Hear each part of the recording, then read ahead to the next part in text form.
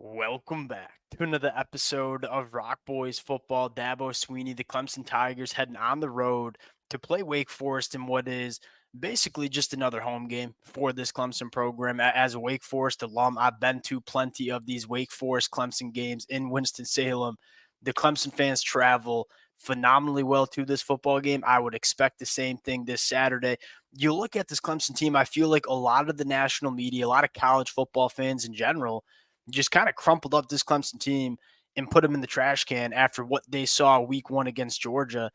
This is a Clemson team that feels different from 2023, specifically on the offensive side of the football. This is by far the most confident we've seen K. Klubnik running this Clemson offense. I think you got legitimate difference makers that are emerging on the outside in your ball extremely well. Now you're playing a Wake Forest defense that, yes, can put some points up on the board, but this Wake Forest defense is not a very good defense. I would expect Clemson to kind of continue the offensive momentum. Want to take a look at a few matchups in this football game now before we get into it. As always, just want to say thank you to you guys and would love to hear how y'all are feeling about this matchup, and particularly from the Clemson fans. How are we feeling about this Clemson offense? Because every single week I go back and do my rewatch for this Clemson team, and I continue to be really impressed with not only how the offense is being run, but I think more importantly, the confidence that Cade Klubnik is showing running this Clemson offense. Really, really exciting time to be a Clemson fan because we all know this defense is going to be really good, especially with Peter Woods coming back. If this Clemson offense can continue the success that we've seen, this team is dangerous. And you look up, they're back into a top 10 team in the country. We look at the SEC, it doesn't seem like it might be as strong as we thought it was a couple of weeks ago. Fired up to get into this one. If y'all do enjoy the content, consider subscribing to the channel. Without further ado, I want to start with this Clemson offense going up against the Wake Forest defense that it just ain't that good. They don't really have the dudes that Clemson's going to have on offense. Taking a look at the numbers, 35 and a half points per game allowed. That's 112th in the country. Not very good against the run, but really bad in the secondary. They're allowing a 72% completion percentage. That's 129th in the country, allowing 8.5 yards per pass. That's 109th. This is a Wake Forest defense that wants to play kind of that soft zone coverage and keep everything in front of them. The problem is that they don't tackle that well when they're coming up and trying to make tackles. I think Clemson will be able to go to a lot of different things to have success against this Wake Forest defense. But when you get into Clemson, I think the thing that stands out to me the most is the yards per play.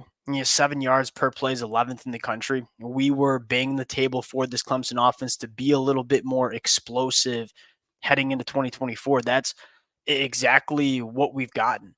And I think it's kind of a multitude of different things. One, K. Klubnik, he's not taking as many negative plays. He's pushing the ball down the field much better. But I think on top of that, like he's got legitimate dudes on the outside that can work vertically down the field. I mean, whether it's TJ Moore, whether it's Brian Wesco, whether it's Antonio Williams, who's been working down the field exceptionally well to start the 2024 year, a lot of different bodies that can do a lot of different things. And as this passing attack is starting to open up, you're starting to see this Clemson team run the football really effectively as well. 6.1 yards per carry. That's number 7 in the country. We kind of talked about it. If Clemson could unlock that deeper third, I think it would create a lot of opportunities for other aspects of this Clemson offense. And I think that's exactly what we've seen. Like there's a lot more room underneath to work some of those short intermediate route trees. There's a lot more room to run the football as well. You go back to 2023, Clemson saw a lot of single high safeties, a lot of heavy boxes, which made it hard to run the football, which made it hard to work those short intermediate concepts. And because Clemson didn't have the guys to attack vertically down the field, they couldn't really take advantage of teams kind of crowding the box on them. You're seeing them be able to do that. You're seeing teams go back to those two high safeties because they respect what Clemson can do pushing the ball down the field. Now the run game's opening up. Now the quick game, the short intermediate concepts are opening up. This Clemson offense to me seems kind of like a well-oiled machine. A couple of things that I've noted. One, we got to finish in the red zone though. You go back to that Florida State game, you scored 29 points. You had 28 first downs. You had over 500 total yards in that football game. You kicked 7 field goals, 2 of which were blocked. We're really happy with this Clemson offense, just effortlessly moving the football down the field. When you want to play those big games and win those big games, got to make sure you're executing in the red zone a little bit more efficiently. I'm sure Dabo and Garrett Riley are going to address that over the next couple weeks. I think one other thing that I've noted, Cade seems much more comfortable not only managing the pocket and kind of stepping up and manipulating the pocket, he also seems really comfortable in terms of, hey, when am I going to go be an athlete? When am I going to go use my legs to help this Clemson offense? I felt like last year there wasn't really much of a rhythm. You saw him kind of panic in the pocket, look to use his legs too often, and not necessarily at the right times. You look at Cade now and say, hey, if it's not there and I see some green, I can go be an athlete and pick up the yards. He's getting much more involved, not only in designed runs, but more importantly, kind of extending plays and being that dual threat quarterback that we knew he could be. And so you're seeing this Clemson offense just unlock kind of every aspect of what this offense wants to do. I think the offensive line's been phenomenal, not only in pass protection, but also running the football as well. Florida State's not a very good team, but they do have some good pass rushers. I thought Clemson was very solid in pass protection Saturday night in Tallahassee. Uh, Outside of red zone offense, it's really hard to find complaints about what you're seeing with Clemson on the offensive side of the football. And I would expect them to maintain that success against Wake Forest. Flipping over to the defensive side of the football, you look at Wake and say they got some guys, right? I think it starts with Claiborne at the running back spot. He is really their difference maker on that Wake Forest offense. This is a Clemson defense that is going to be very hard to run the football against. I think you got two of the better linebackers in the conference in Wade and Barrett Carter. You look at the inside, and it's just a laundry list of NFL caliber dudes.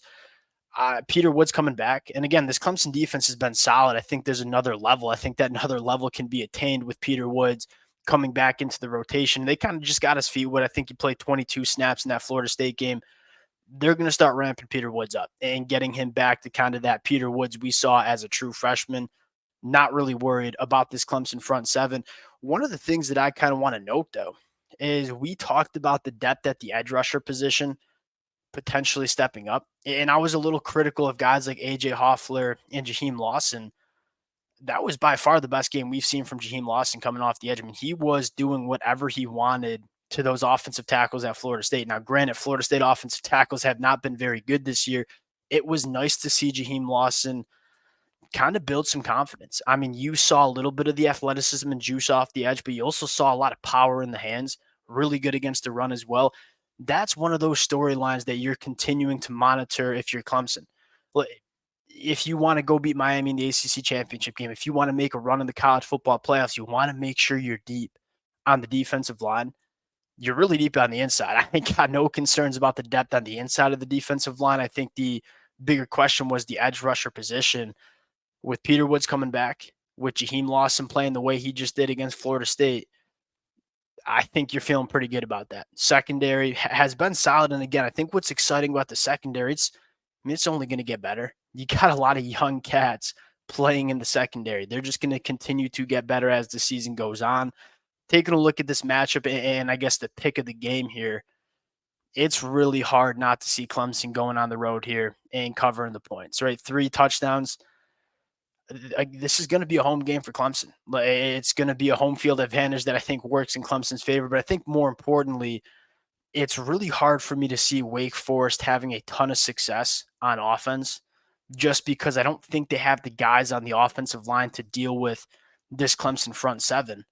And then you look on the offensive side of the football and say Wake has struggled massively on defense. This Clemson offense is absolutely cooking. I feel pretty good about Clemson covering the number. And you go back to Florida State and say they didn't cover 17.5 points against Florida State. They should have. They had double the amount of yards Florida State had. They had double the amount of first downs that Florida State had. They just didn't really operate all that well in the red zone. I'd be surprised if that's not cleaned up heading into this football game. Give me Clemson winning by 3 touchdowns. I think this Clemson team's rolling. I think it's turning into one of the more dangerous teams that we see in college football. We'll cut it there. Appreciate you guys rocking with it. If y'all do enjoy the content, consider subscribing to the channel, and we'll talk to y'all later.